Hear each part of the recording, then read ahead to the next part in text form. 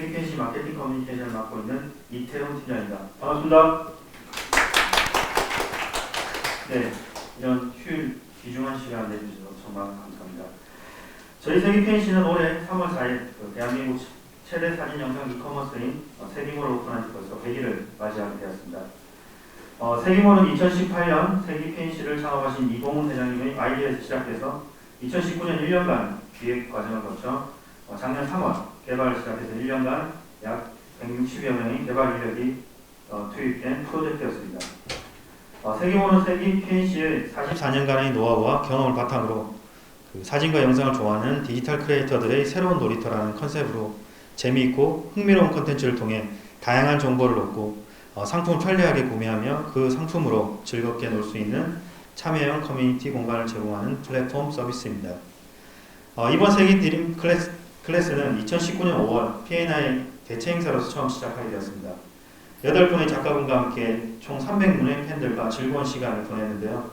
아쉽게도 작년이었죠. 2020년은 코로나라는 이 여섯 때문에 팬들과 만나보지 못하게 됐습니다. 항상 어떻게 하면 다시 여러분과 만나볼 수 있을까 항상 고민하고 생각해왔던 것 같습니다. 2021년 올해도 역시 코로나와 함께하고 있습니다. 저희 세기펜시는 정부의 코로나 방역 지침을 철저히 지키고 팬들분의 갈증을 해소하기 위해 온라인과 오프라인을 연결하고 다양한 클래스와 신제품 체험 전시를 접목한 신세기 드림 행사를 기획하게 된 것입니다. 신세기 드림 클래스는 약 50분간의 클래스와 Q&A 10분, 총 60분간 진행 예정이고 클래스 종료 뒤쪽에 마련된 올해 신제품, 이슈 상품을 체험해 볼 수 있는 30분간의 시간, 총 90분의 프로그램으로 구성되어 있습니다. 본 클래스는 세기펜시 공식 유튜버인 김대리 IGTV에서도 실시간으로 보실 수 있습니다. 좋아요, 구독, 알림 설정까지 해주시면 대단히 감사하겠습니다. 그리고 현장에 참여하신 모든 분께는 신세기 드림 스페셜 기프트를 준비했습니다. 앞쪽에 보이는 이건데요. 저희 스텝이 입고 있는 저희 한정판 세기 드림 티셔츠와 요즘 좀 구하기 힘들다는 그 하만의 흑백 일회용 카메라 한 대가 들어있습니다. 그리고 저희 세기펜시에서 올해 처음 정식 수입하게 된 로우프로 가방 브랜드의 스페셜 굿즈, 그리고 마스크, 마지막으로 세기몰에서 바로 사용할 수 있는 3만원 할인 쿠폰까지 준비되어 있습니다. 클래스가 끝나면 나가신 입구에서 꼭 받아가시기 바랍니다. 자, 이제 디지털 크리에이터를 위한 즐겁고 재미있는 시간을 함께할 작가님들의 다양한 이야기 속으로 들어가 보도록 하겠습니다. 이번 클래스는 줄리 메이펑의 시선, 여행을 기록하고 기억하다는 타이틀로 영국에서 발행되는 세계적인 글로벌 트렌드 매거진인 모노클 한국 담당 포토그래퍼이며 내셔널 지오그래피 한국판 사진 공모전에서 대상을 수상하셨습니다. 시와 음악을 즐기며 지금까지 약 60개국 이상을 여행하며 기록한 현재 시그마 앰베서더로도 활동 중이신 줄리 메이펑 작가님을 소개드립니다. 큰 박수로 환영해 주십시오.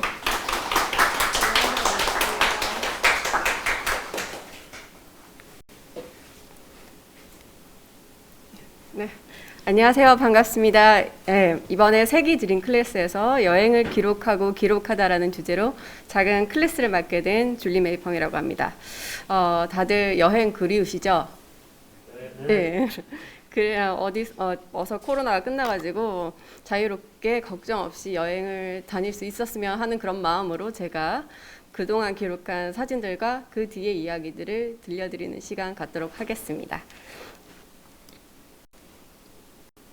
네, 방금 전에 이태훈 팀장님께서 설명해 주신 그대로 제 소개를 간단히 하자면 네, 이렇고요. 이미지들을 좀 준비해 봤는데 보셨으면 좋겠네요. 네, 제가 작업한 매거진들 표지예요. 네.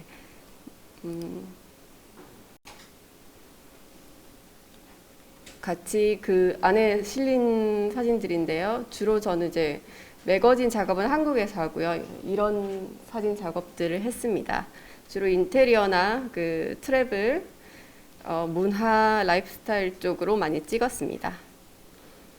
네, 역시 대한민국의 이곳저곳을 좀 찍었고요.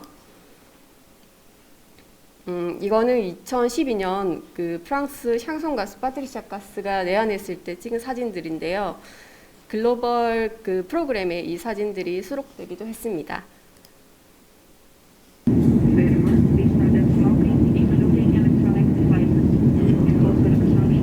네, 로테르담 가는 길에 암스테르담 상공입니다.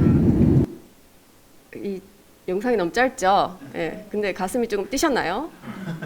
뛰셨길 바랍니다. 이제 진짜 여행 이야기를 해보도록 하겠습니다. 그동안 제가 여행했던 장소들을 이렇게 기록해 보았는데요.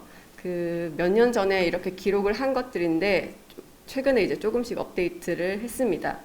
사실 이렇게라도 기록을 해놓지 않으면 금방 까먹게 되더라고요. 어디 갔다 왔는지 지금 이제 점점 나이가 들어가니까 가물가물하거든요. 그래서 2006년에는 제가 지중해를 다녀왔고요. 2009년에는 인도와 네팔을 다녀왔습니다. 2010년에는 이스라엘, 팔레스타인, 동남아시아와 2011년과 2012년에 인도와 네팔에서 사진 작업을 계속했습니다. 2013년도에는 인도네시아 수마트라 섬과 자바섬을 횡단했고요. 2014년에는 베트남 및 유럽을 일주했습니다. 그리고 2019년에는 드디어 꿈에 그리던 시베리아 횡단 열차를 타게 되었습니다. 네, 그리고 2020년에는 코로나가 시작되었지만 코로나 직전에 모로코를 여행했고요. 2020년 여름에도 코로나 시절에 그 네덜란드를 조금 사진으로 담았습니다.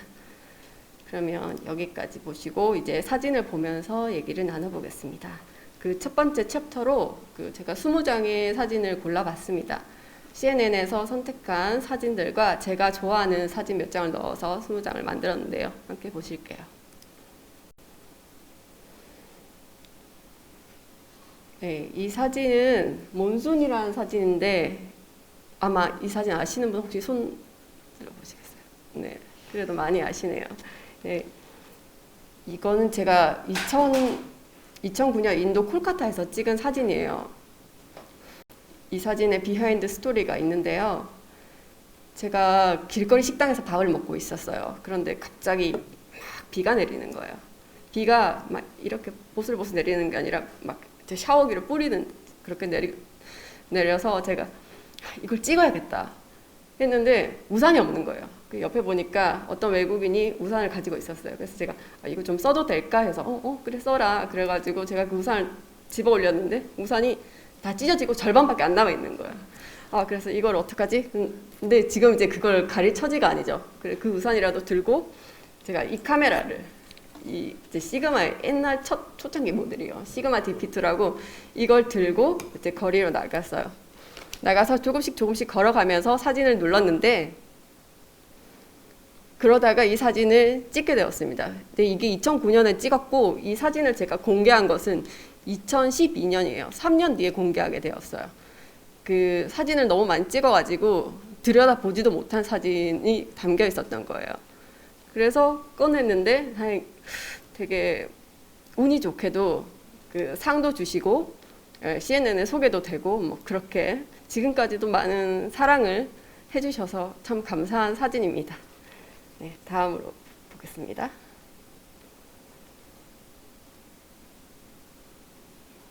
혹시 이 사진도 아시나요?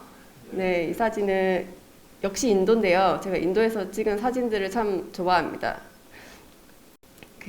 이거는 조드푸르라는 곳인데 어떻게 찍었냐면 처음에는 이걸 찍으려고 간 건 아니었어요. 그런데 이제 이 파란 마을을 올라가는데 저기 빛이 이렇게 보이잖아요. 빛이 떨어지는 게 너무 예뻐가지고 저걸 찍어야겠다 싶어가지고 이렇게 올라갔는데 그 빛 옆에 저 여인이 앉아 계신 거예요. 앉아서 이렇게 페인트를 칠하고 있었어요. 너무 그림 같은 장면이었어요. 그래서 제가 이 카메라를 들어 올렸어요. 들어 올려가지고 제발 잘 찍혀라. 왜냐면 이게 이제 배터리가 70장 찍으면 이게 배터리가 나가거든요. 그래서 되게 두근두근 하면서 한 장을 딱 눌렀는데 이 사진이 찍힌 거예요. 그래서 정말 저는 진짜 감사했어요. 이게 여인도 제 카메라를 바라봐 주었고 이 빛도 그 아침의 빛도 참 청량하면서 아름답게 찍힌 것 같아요. 그래서 이 사진도 많은 사랑을 받은 사진입니다. 네, 다음 사진 보겠습니다.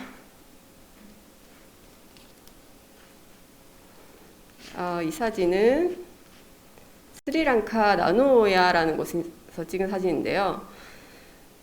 그 스리랑카의 실론티 아시죠? 예, 스리랑카는 차밭이 굉장히 아름답거든요. 제가 거기서 하룻밤을 지내면서 그런데 마음에 드는 사진을 찍지를 못했어요. 그래서 굉장히 마음이 아팠어요. 마음이 아프고 이렇게 한 장도 못 건지고 떠나는구나.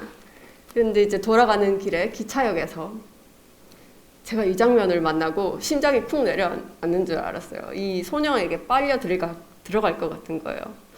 그래서 잠시 이제 가방을 내려두고 또 이 카메라를 들고 살짝 다가가서 네, 안 찍으면 안 되겠는 그런 마음으로 네, 찍었습니다. 찍었는데 이건 되게 재밌는 게 사람들 표정이 서로 각각 다른 게, 그리고 이 소녀가 저를 쳐다보지 않고 또 좀 시선을 살짝 피하고 있는 게 또 스토리가 있는 그런 사진인 것 같아요. 네, 다음은 이 사진은 이스라엘 예루살렘에서 찍은 사진입니다. 사실 이런 빵 좋아하시나요? 네, 빵. 저도 빵 좋아하는데 이렇게 빵들이 이렇게 쌓여져 있는 이런 장면들을 보면 마음이 따뜻해져가지고 그냥 저절로 카메라를 들게 되는 것 같아요. 여기는 그 이스라엘이 이렇게 4구역으로 나눠져 있어요. 그 올드시티 가면 그 종교에 따라서 이렇게 나눠지는데 여기는 이제 아랍 구역에 있는 그 아라비안 베이커리에서 찍은 사진입니다.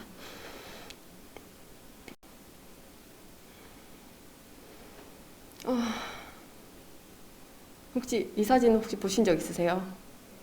네, 여기는 히말라야에 있는 네팔 포카라라는 호수 도시예요. 여기 이제 폐화 호수에서 찍은 사진인데 이 물들이 히말라야에서 녹은 눈의 물들이에요. 그래서 그 눈 물들이 호수를 이뤘는데 그 히말라야 뜻이 눈이 사는 곳이라는 뜻이라고 하더라고요. 되게 시적이지 않나요? 네, 이 사진은 참 별건 없지만 마음을 되게 차분하게 만들어주는 그런 사진인 것 같습니다.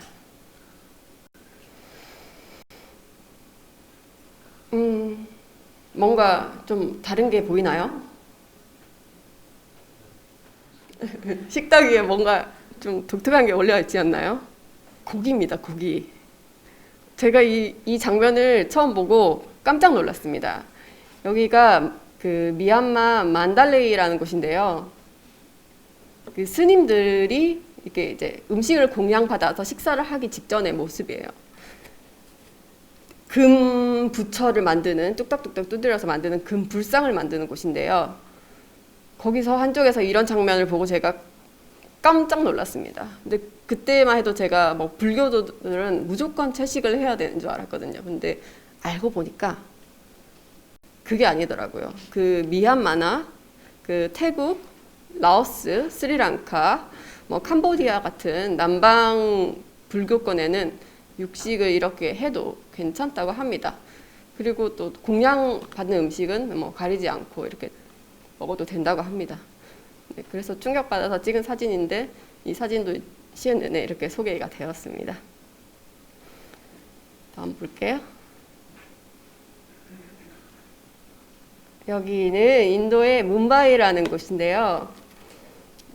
그 제가 인도를 여러 번 다녀왔는데 2번째 갔을 때 찍은 사진입니다. 그날 아침에 제가 호텔에 체크인을 하고 이제 짐을 내려두고 잠시 나와서 이제 동네를 어슬렁거리고 있는데 어디선가 쿵 하는 소리가 들리더라고요. 그래서 그 놀란 와중에도 무조건 사진 찍는 사람은 카메라를 들어야 됩니다. 그래서 카메라를 들고 눌렀는데 나중에 알고 보니까 그 쿵 하는 소리가 그냥 어떤 지나가던 사람이 그 옆에 그 철판 같은 거 있잖아요. 그거를 그냥 두드린 거예요. 두드려가지고 예, 그 비둘기들이 갑자기 이렇게 놀라가지고 나르는 그 장면들입니다. 재밌게 찍힌 것 같은데 안 그런가요? 네.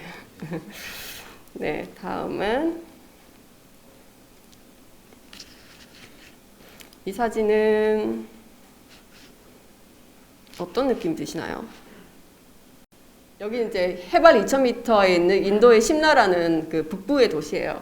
거기서 찍은 사진인데 그날 비가 너무 많이 왔어요. 제가 버스에서 내렸는데 비가 너무 많이 오고 지도를 펼쳐도 지도를 볼 수 없을 만큼 비가 많이 왔어요. 근데 배낭을 한 20kg 메고 있고 어디로 가야 되나 숙소를 구해야 되는데 숙소가 어느 방향에 있는지도 보이지 않을 정도로 비가 내리는 거예요.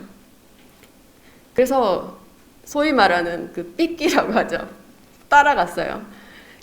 그 사람한테 제가 지금은 의지를 해야 살 수가 있겠더라고요. 따라갔는데 따라가다 보니까 결국 30분 동안을 산골로 이렇게 배낭을 메고 그 비 오는데 다 젖었어요. 다 젖고 춥고 그 사람이 소개한 좋은 전망, 따뜻한 물 나오지 않았습니다. 어떻게 하겠어요? 그런데 이제 따뜻한 것이 너무 간절하잖아요. 그래서 뭐라도 따뜻한 걸 먹어야겠다 해가지고 한 20분 정도 걸어가지고 이 카페를 찾아갔어요. 인디언 커피 하우스라는 곳인데요. 갔더니 이 노인분께서 앉아 계셨어요. 한 잔을 놓고 이렇게 오래 앉아 계셨는데 그 장면이 그냥 마음이 가더라고요. 그래서 셔터를 누르고 이 노인이 일어나실 때까지 제가 기다렸다가 결국 이제 이 자리에 앉아서 제가 그 커피를 마셨습니다. 네, 그런 네. 네.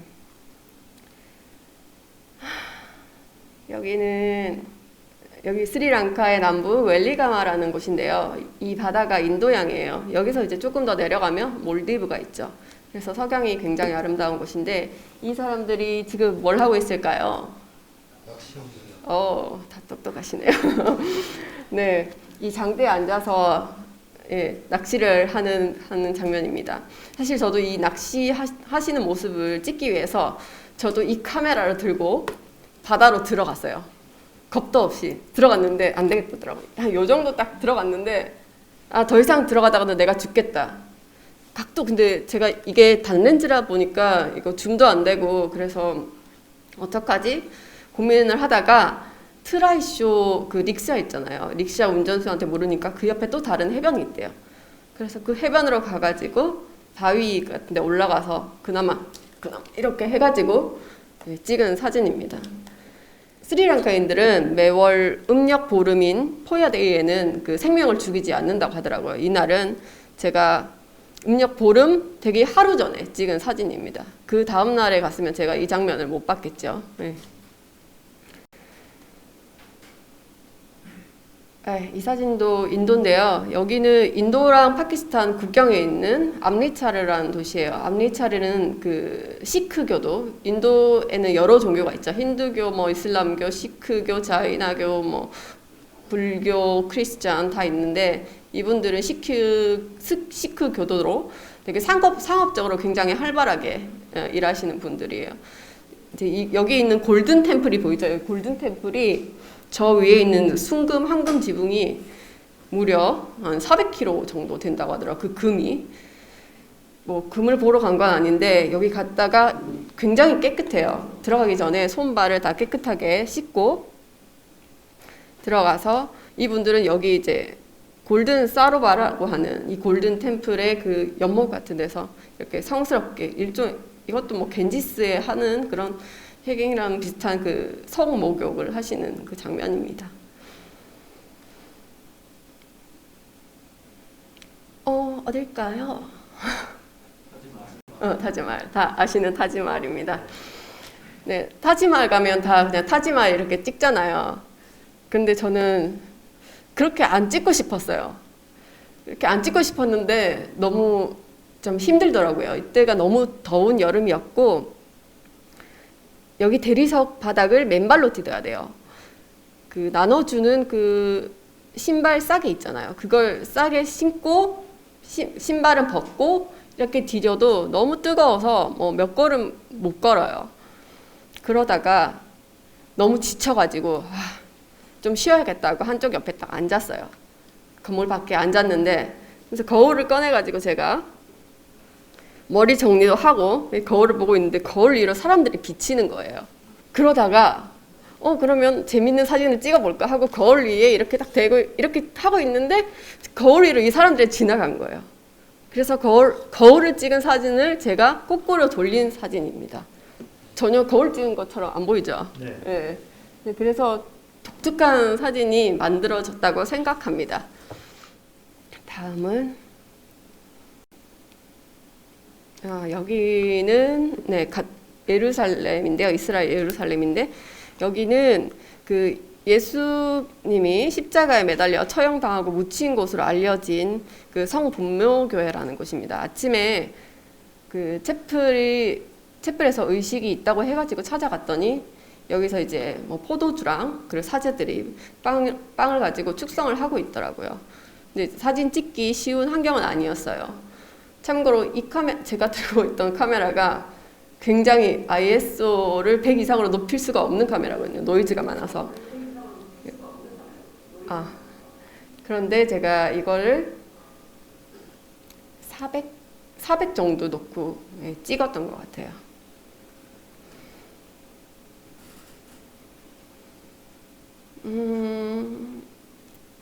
제 개인적으로는 이 사진을 사실 저는 몬순 사진보다 이 사진을 되게 애착이 있는 그런 사진입니다. 인도 바라나시에서 찍었는데요. 제가 사진을 찍을 상황이 아니었어요. 왜냐면 아침에 숙소라고 고른 장소가 햇빛이 아예 안 들어오는 곳이었어요. 그래서 이렇게 고민을 하고 일단 밥을 먹으면서 다른 숙소를 알아봤어요.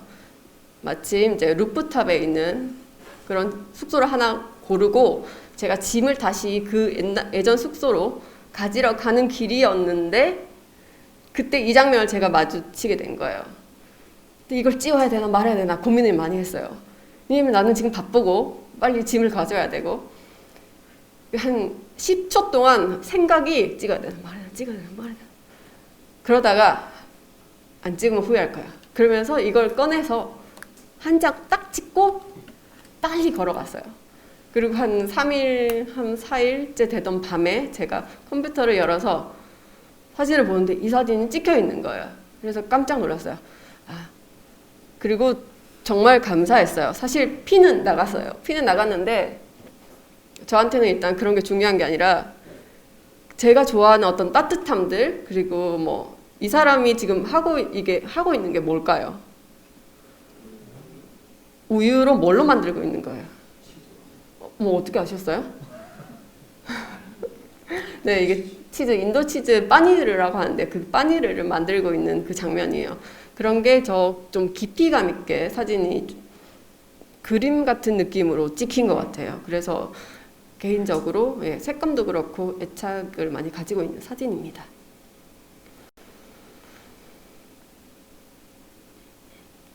여기는 인도네시아의 브로모 화산입니다. 혹시 텔레비전에서 많이 보셨을 거예요. 그 화산이 이렇게 뿜어져 나오고 있는 아직도 활화산인데 그 옆에 여기는 이제 모래 사막이에요. 여기서 내려주고 거기 화산까지 그냥 올라가면 되는 거예요. 올라가면 되는데 저는 화산에 안 올라가고 화산에 올라가면 분화구를 찍어야 되잖아요. 그 분화구만 찍으면 똑같은 사진이 될 것 같은 거예요. 그래서 또 청개구리처럼 안 올라가고 여기 남아가지고 이렇게 어슬렁거리다가 그때도 이 카메라를 들고 있었어요. 그 모래바람이랑 화산재 때문에 꽁꽁꽁꽁 다 싸매야 됐어요. 다 싸매고 선글라스 끼고 눈을 보여야 되니까 그래서 얘로 이렇게 올렸는데도 앞이 거의 안 보였어요. 그 상황에서 그냥 어렴풋하게 찍은 게 이렇게 다행히 사진이 나왔습니다. 네, 이 마부들은 그 화산까지 말로 손님들을 데려다 주는 그 사람들이에요. 다음은 어디서 찍은 사진일까요? 네, 기차입니다. 네, 인도 기차에서 찍은 사진인데요. 개인적으로 이렇게 빛이랑 어둠이 이렇게 공존하는 사진을 참 좋아합니다. 렘브란트의 그림을 보시면 어둠이 굉장히 지배를 하잖아요.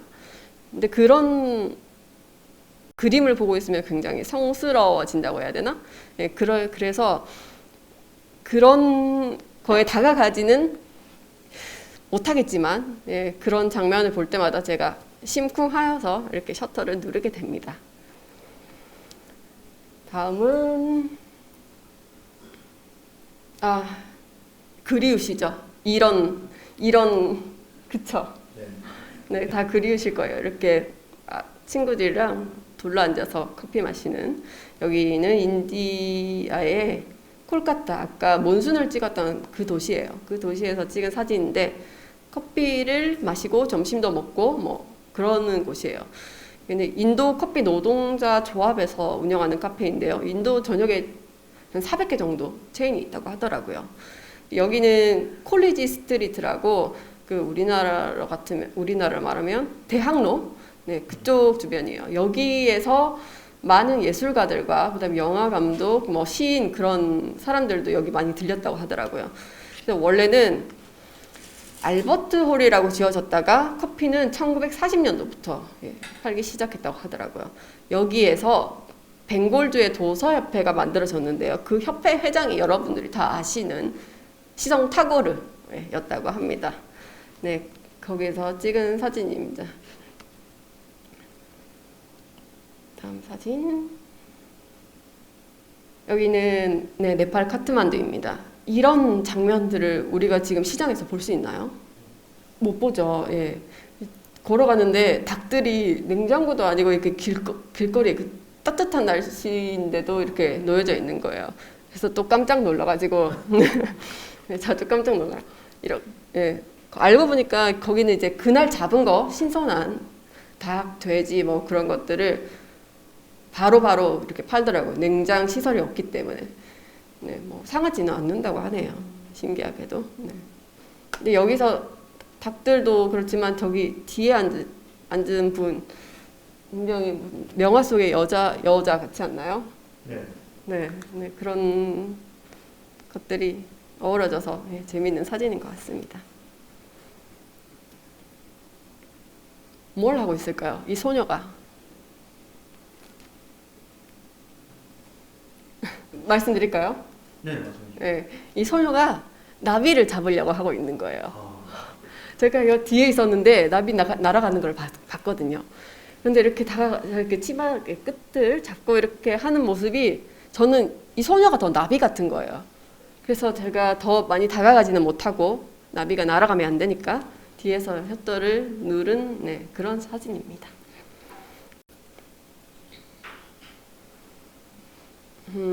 여기도 인도 가정집인데요. 이런 장면을 보시면 어떤 느낌이 드시나요? 따뜻하지 않나요? 저만 따뜻한가요? 뭔가 잃어버린 어린 시절 같은 네, 그런 느낌이 들어서 네, 이런 장면은 또 제가 만날 때마다 심쿵하여서 엄마는 일을 하고 아빠는 일을 나가셨겠죠? 아이들은 그 시원한 바닥에서 잠이 들고 그런 따뜻한 사진을 찍었어요. 지나가다가 보신 거예요? 그래서 지나가다가.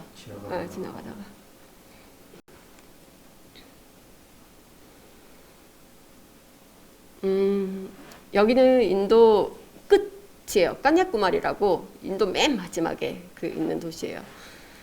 바다 세 개가 만나가지고 굉장히 성스러운 도시라고 불려지는데 거기서 제가 저녁을 먹고 오다가 찍은 사진이에요. 저녁을 먹고 이렇게 걸어가고 있는데 옆을 보니까 노인이 앉아가지고 식사를 하시는 거예요. 그런데 그 장면이 또 심쿵. 왜? 이 얼굴이 저는 뭔가 타고르 느낌이 나지 않나요? 혹시 타고르 사진 보셨습니까? 그래서 왠지 그런 느낌이 나서 찍어야겠다 생각하는데 이 식당이 굉장히 좁았어요. 지금 놓여진 테이블 그 하나 놓여져 있고 양쪽으로 낮은 의자가 이렇게 길게 놓여져 있었어요. 제가 들어가려면 서서 들어갈 수가 없는 거예요. 일단 의자에 앉아서 엉덩이를 붙이고 이렇게 움직여서 들어가야 되는 거예요. 근데 이분은 아마 제가 밥 먹으러 온 사람이구나 이렇게 생각했겠죠. 그런데 가가지고 이제 카메라를 만지니까 이분이 저를 이렇게 빤히 바라봐 주시는 거예요. 그래서 많은 사람들이 질문을 하셨어요. 이 사진을 찍을 때 서로 어떻게 교감을 했나요? 질문을 하셨는데 교감은 저는 말로 표현하게 될 때도 있고 그 상황에 따라서 눈빛으로도 충분히 교감이 된다고 생각합니다. 그래서 이분이랑은 정말 한마디 없이 교감을 하게 되었고 이 사진을 허락해 주셔가지고 사진을 찍게 되었습니다. 다행히 이제 사진을 다 찍고 인사를 하고 정중하게 나왔습니다. 네.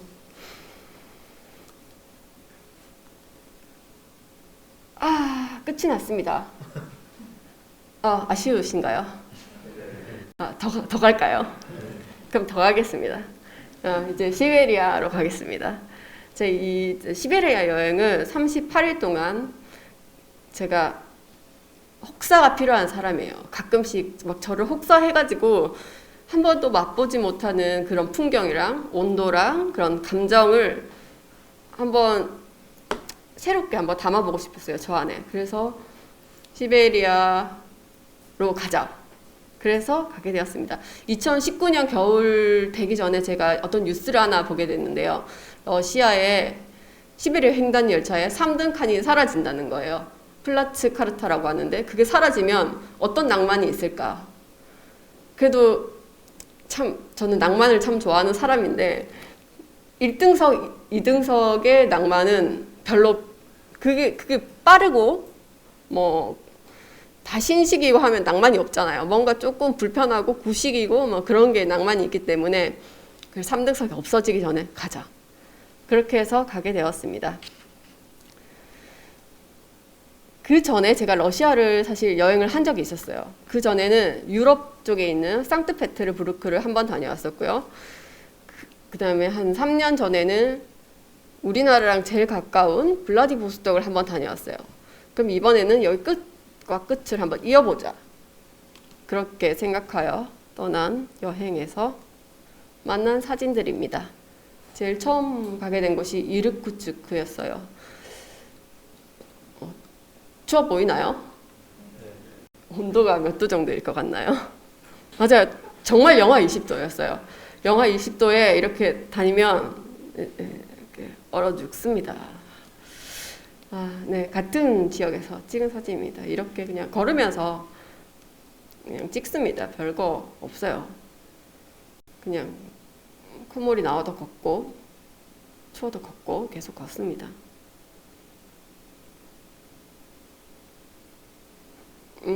이르쿠츠크를 떠날 때 이제 모스크바를 가려고 그 이르쿠츠크 공항에서 찍은 사진이에요.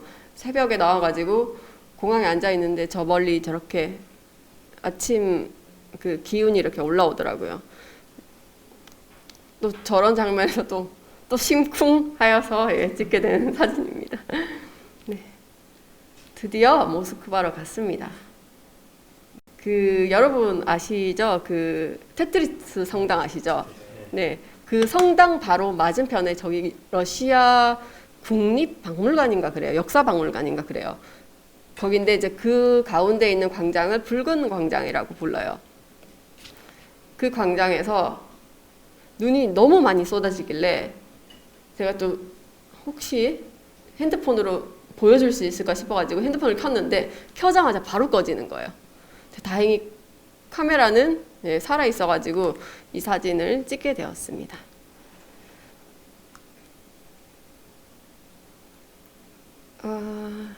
여기는 어디 갔나요?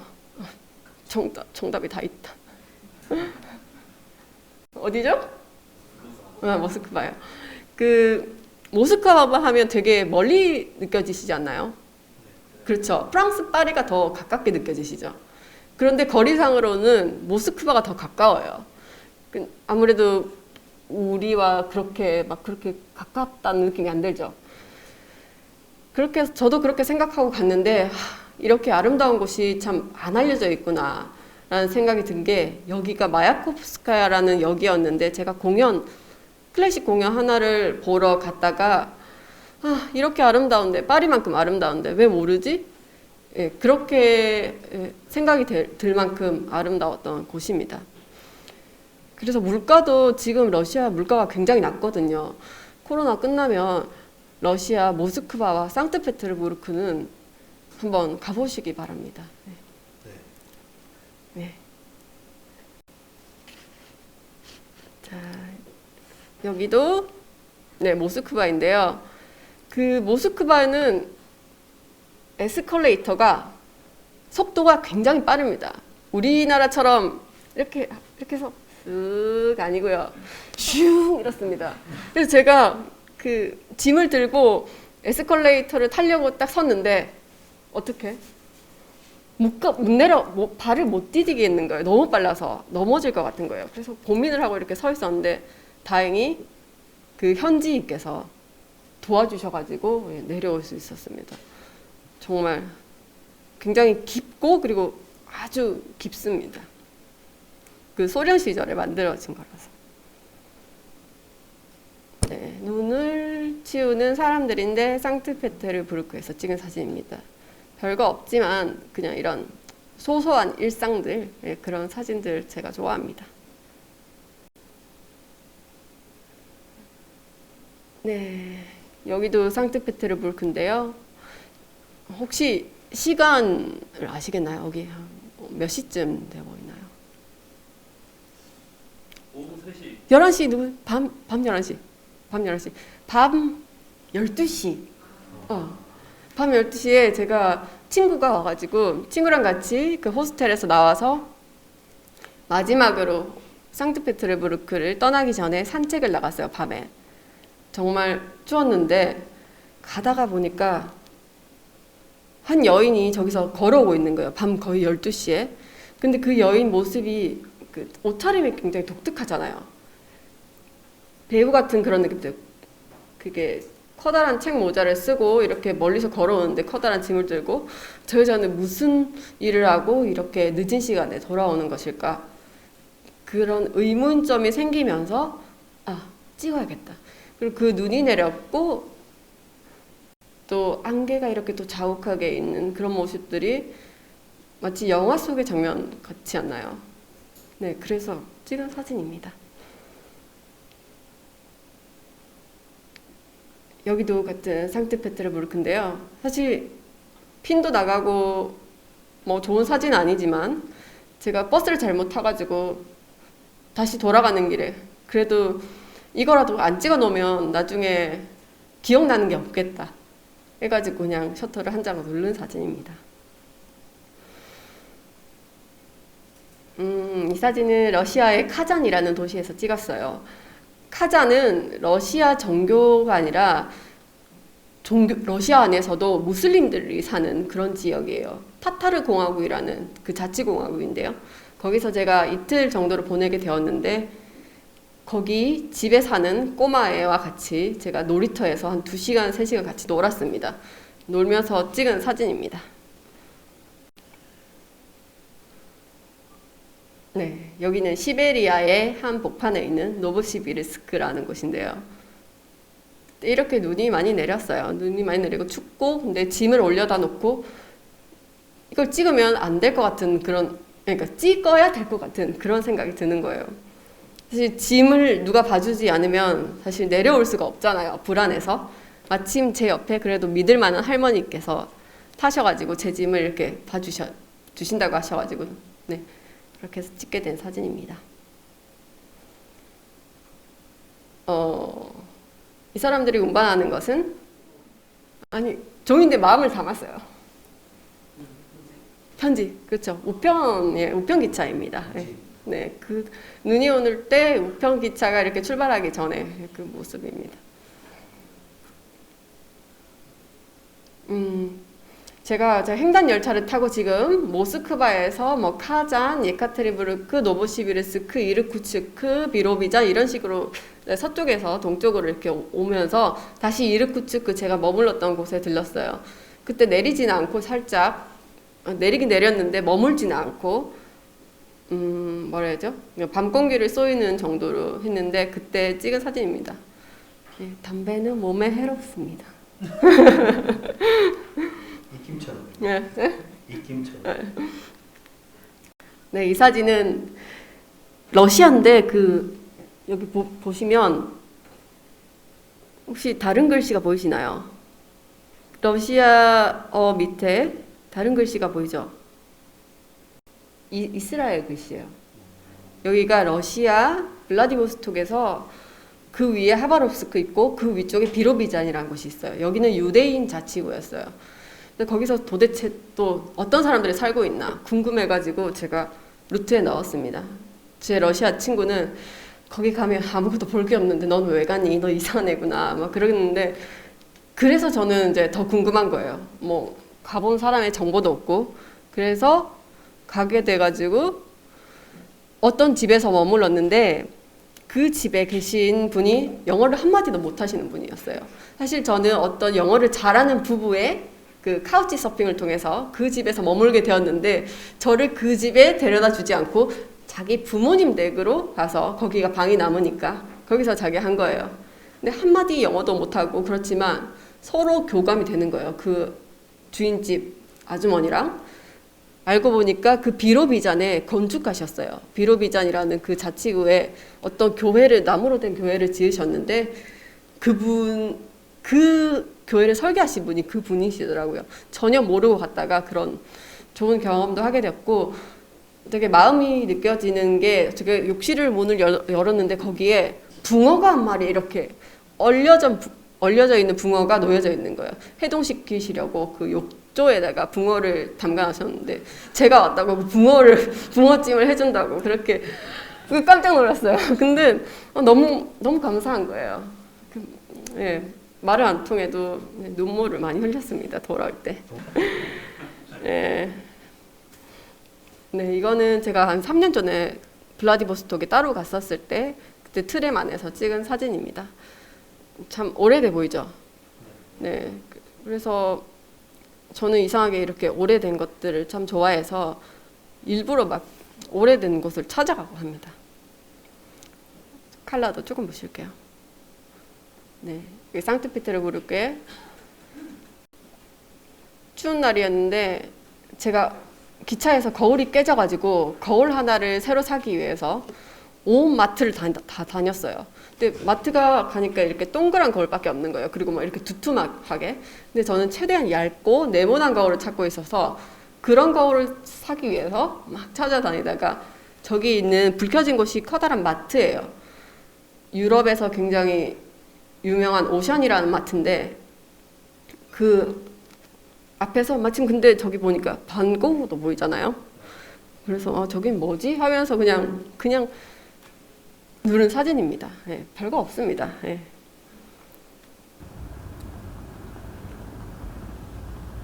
네, 비하인드 스토리 보시면 제가 이제 횡단열차 다 끝마치고 내렸을 때가 7시 20분 경이었어요. 그때 찍은 영상이고요. 블라디보스톡 역입니다. 여기는 기차가 달렸을 때 섰을 때 보니까 이렇게 눈이 이렇게 많이 쌓여 있더라고요. 이번 사진은 제가 메고 다닌 카메라들입니다. 한 5대 정도를 메고 다닌 것 같아요. 그리고 3번은 시베리아 횡단열차 아니고요. 4번은 한 4박 5일 정도 제가 최대한 길 때는 4박 5일을 기차에서 머물렀는데 그 식량들 4박 5일치 식량입니다. 빵도 있고 막 한국 단팥죽도 있고 그런. 뭐 괜찮으실까요? 계속 가실까요? 아니면은 집에 가실까요? 모로코 가실까요? 그럼 모로코로 가보겠습니다. 이번에는 그 2019년 러시아 여행에서 돌아온 지 딱 1년이 지난 후에 제가 모로코에 가게 됩니다. 모스크바에서 제가 푸시킨 미술관이라는 곳에 갔어요. 거기서 앙리 마티스의 그림 3점을 보게 됐는데 모로코 시리즈였어요. 파란 빛이 너무 아름다워가지고 여긴 어디지 보니까 탕헤르라는 곳이었어요. 탕헤르? 저 예전에 그 모로코 출신 프랑스 사진작가 브루노 바르베라고 있어요. 매그넘 사진작가인데 그분의 사진을 본 적이 있는데 그분의 사진 밑에 찍힌 그 지명도 탕헤르였어요. 탕헤르? 뭐지? 그래서 제가 탕헤르로 갔습니다. 탕헤르로 간 또 하나의 그 중요한 포인트는 마티스가 묵었던 호텔이 지금도 문을 열어서 영업을 하고 있는 거예요. 아니 거의 한 100년 되지 않았을까요? 한 60년, 70년? 그런 호텔이 있다니 하면서 검색을 해봤어요. 그러니까 빌라드 프랑스라는 곳이었는데요. 다음에 혹시라도 가게 되면 거기서 묵어봐야겠다. 그런 생각을 했었습니다. 그런 영감을 얻어서 떠나게 된 여행에서 찍은 사진들입니다. 여기는 카사블랑카고요. 카사블랑카는 모로코의 수도겠죠? 아니겠죠? 모로코의 수도는 라바트라고 하고요. 카사블랑카는 유명한 도시로 알려져 있죠. 근데 영화 카사블랑카가 카사블랑카에서 안 찍었다는 사실을 여러분 아시나요? 그때가 그 북아프리카 일대에 전쟁 중이었다고 해요. 그래서 그 카사블랑카 영화는 세트장에서 찍었다고 합니다. 혹시 안 보신 분들 있으면 한번 그 영화 보시기 바랍니다. 마지막 장면이 굉장히 아름다워요. 네, 같은 날이고요. 그 혼자 계신 그 무슬림 여인 옆에 이렇게 둘이 앉아가지고 있는 장면이 저는 따뜻해 보였어요. 그냥 친구랑 이렇게 아무런 그런 거 없이 그냥 바닷가에서 이렇게 얘기하는 그런 게 아마 그리웠나 봅니다. 여기는 마라케시고요. 모로코 중에서도 굉장히 모로코적인 그런 곳이죠.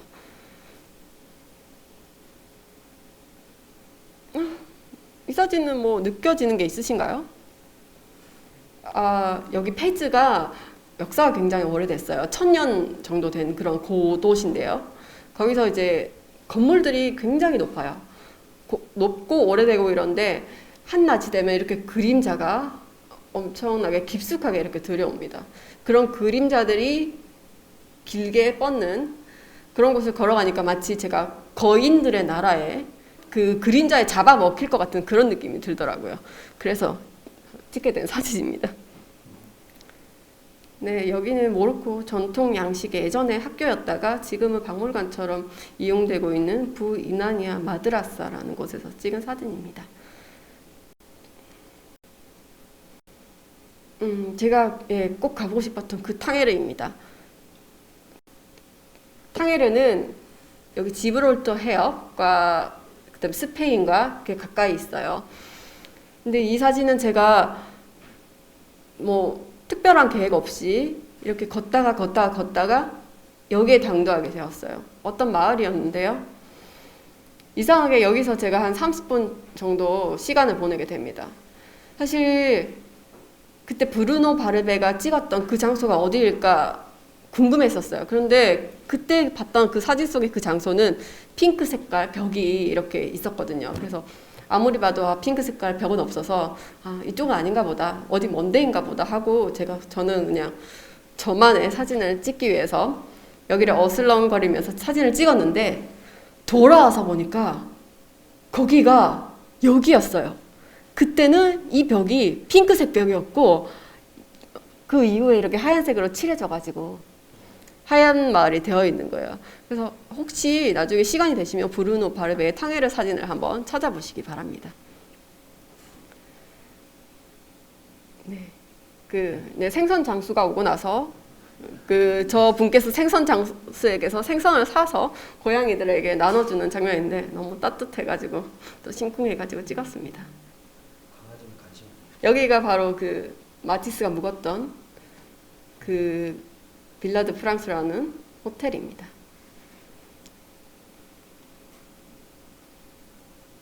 네, 여기는 그냥 아름다워서 찍었습니다. 에사우이라라는 그 해안가 마을인데 모로코 남부에 있는 도시입니다. 여기가 아까 그 그림자가 길게 내리는 그 페즈라는 곳인데 이 사진은 사실 별거 없지만 항상 여행 다닐 때 이방인의 그런 기분 있잖아요. 낯섦. 이 사진은 그런 낯섦이 담겨 있는 것 같아요. 길거리에 걸어가다가 어떤 모퉁이에서 낯선 사람들이 이렇게 포위되어 있는 그런, 나도 어디로 가야 될지 모르겠는 그런 사진입니다. 아까 그 석양이 아름다운 에사우이라에서 찍은 사진이고요. 이 뭔가 겹치죠. 아까도 제가 빵 사진 보여드렸죠. 여기는 모로코에 있는 에사우이 아니고요, 페즈인데 페즈에 있는 빵집 앞에서 찍은 사진입니다. 여기 놓여진 그 빵들이 모로코인들의 주식이에요. 쿠부즈라고 하는데 이 빵들을 하루에 뭐 여러 개씩 사서 아침으로 먹습니다. 이런 빵 놓인 장면만 보면 이렇게 셔터를 누르게 되는 것 같아요. 이제 좀 지겨우시죠? 너무 많이 본 것 같죠? 힘 있으세요? 지금 시간 되시나요? 그러면 마지막은 제가 설명 없이 그냥 쭉 보도록 하겠습니다. 이 사진들은 2013년부터 2017년까지 제가 베트남에 5번, 6번 정도 방문하면서 틈틈이 사진으로 기록한 것들입니다.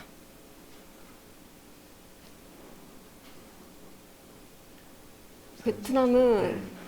한 10월 이 정도에 가야 돼요. 그 전까지는 굉장히 덥습니다. 그리고 한 12월 또 춥지 않고 괜찮습니다. 예. 1950년대 사진 아닙니다.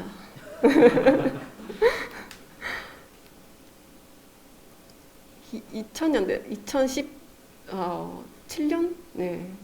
그때 사진입니다. 연탄이죠. 네, 연탄 보일러. 예, 시장 근처에서 찍은 사진이고요. 베트남 사진 보면 지금 약간 흑백이 많지 않습니까? 네. 이유가 있으실까요? 좀 흑백으로 하겠다. 아, 제가 찍은 사진들이 너무 많아서 네. 예, 이 사진들을 하나씩 그 현상하기가 너무 힘든 거예요, 컬러로. 그래서 보여주고 싶은 건 많은데 근데 굳이 컬러를 하지 않아도 그 스토리는 전달이 될 것 같아서 그냥 흑백으로 일괄 변환을 했습니다. 괜찮습니까? 네, 네. 네. 이게 시장입니다. 뒤에 이게 무죠. 예. 재밌죠? 이 사진은 겨울에 찍은 사진인 것 같네요. 여름, 겨울 섞여 있습니다. 예. 시계빵이죠.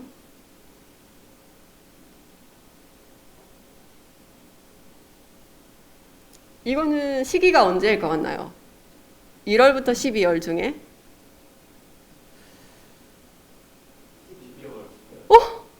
어떻게 하셨지? 네, 거의 12월 마지막 날에서 1월 1일 사이입니다. 네. 그때 이제 아마 시골은 아니지만 할아버지 댁에 하노이에 놀러 온 손자, 손녀들을 데리고 이렇게 산책을 나온 그런 장면입니다.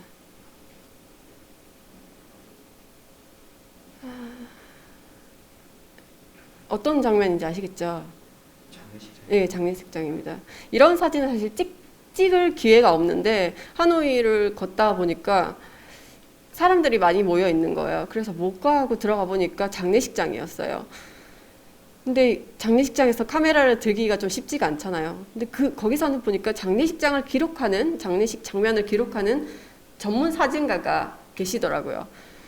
사진기는 되게 옛날 카메라였어요. 근데 저한테 같이 찍지 않겠냐고 그렇게 문의를 하시는 거예요. 그래서 Why not? 그래서 사진을 같이 찍을 수 있었습니다. 덕분에 굉장히 사실 이런 개인적인 걸 찍는다는 거는 좀 허락을 받기도 어렵고 그런 기회도 없는데 그분께서 허락해 주셔가지고 같이 찍었습니다. 앞에 놓인 게 간인데요. 좀 유리라서 반사된 그 부분 있잖아요. 베트남은 그렇게 다 그 시신을 보게 해 놓더라고요. 이렇게.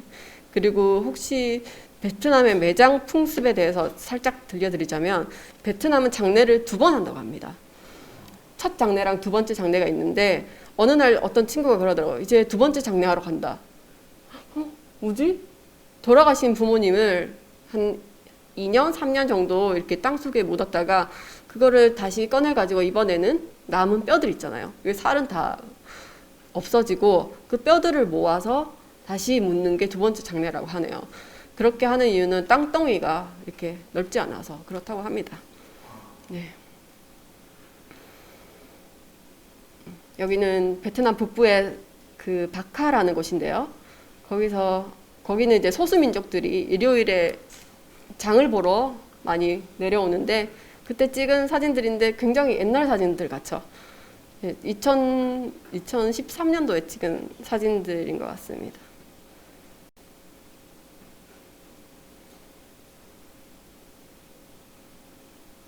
제가 이 사진을 찍은 이유는 뒤에 계신 엄마의 눈빛이 너무 따뜻해서입니다. 우리 아들 잘 먹고 있네 이런 거 있잖아요.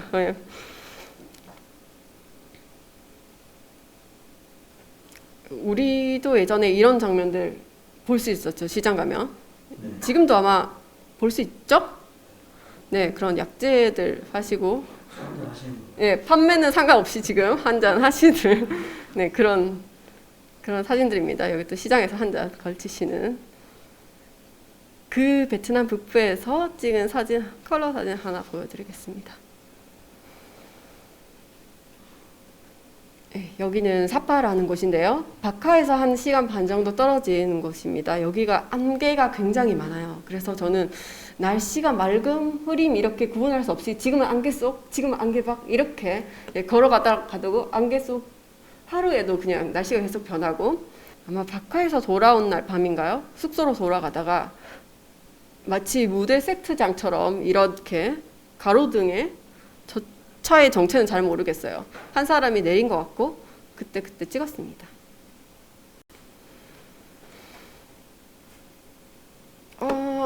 이제 좀 지겨우시죠? 지겨워야 되는데 예, 마지막이에요 진짜. 이제는 이 사진들은 제가 최근 1, 2년 사이에 그냥 네덜란드에서 조금 체류하게 되었는데 그때 찍은 사진들입니다. 코로나 시즌의 그 네덜란드 모습이고요. 쭉 보여드리겠습니다. 이 사진은 작년 7월, 8월입니다. 네.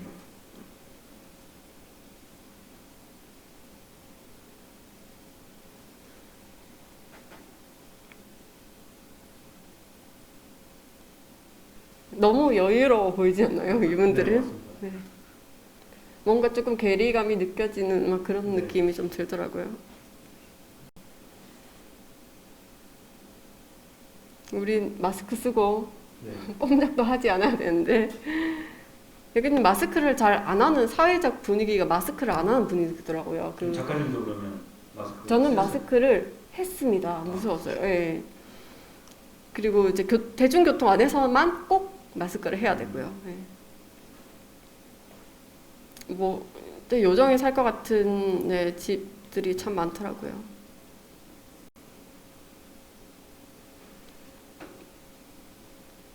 이게 우산에 적힌 게 글자가 보이시나요? 혹시? 네.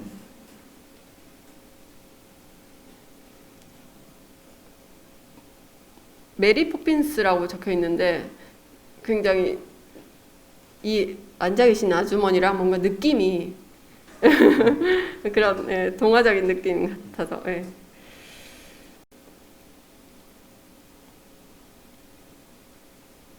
네, 7월, 8월 이분들은 그냥 햇살만 보면 이렇게 어디서든 자리를 깔고 앉거나 물속으로 뛰어듭니다. 네, 자기 보트를 가지고 많이들 이렇게 보팅을 하시더라고요.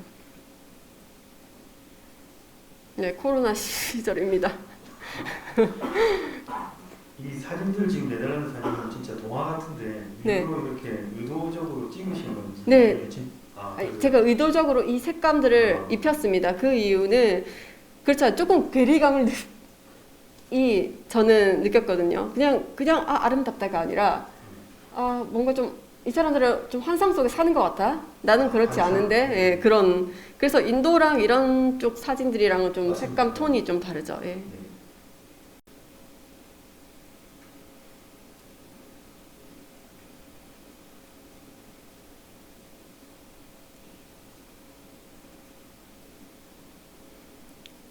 그냥 이건 여름에 전형적인 그런 어떤 낭만? 젊은이들의 그런 낭만? 기타 치고 이런 그런 다 보셨습니다. 이제 드디어 이제 사진 없습니다. 네, 어떠셨는지 모르겠네요. 네, 저는 이렇게 생각합니다. 기록을 통해서 우리는 성장을 한다는 것을요. 사실 저희가 이런 기록들을 하지 않았다면 과연 내가 성장한 것을 또 얼마나 성장을 했을까 그걸 알 수 있을까 하는 생각이 들더라고요. 그래서 오랜만에 저도 사진들을 쭉 보면서 사진을 시작하던 그때와는 참 많이 달라졌구나 그래도 성장을 했구나 하는 그런 생각을 했습니다.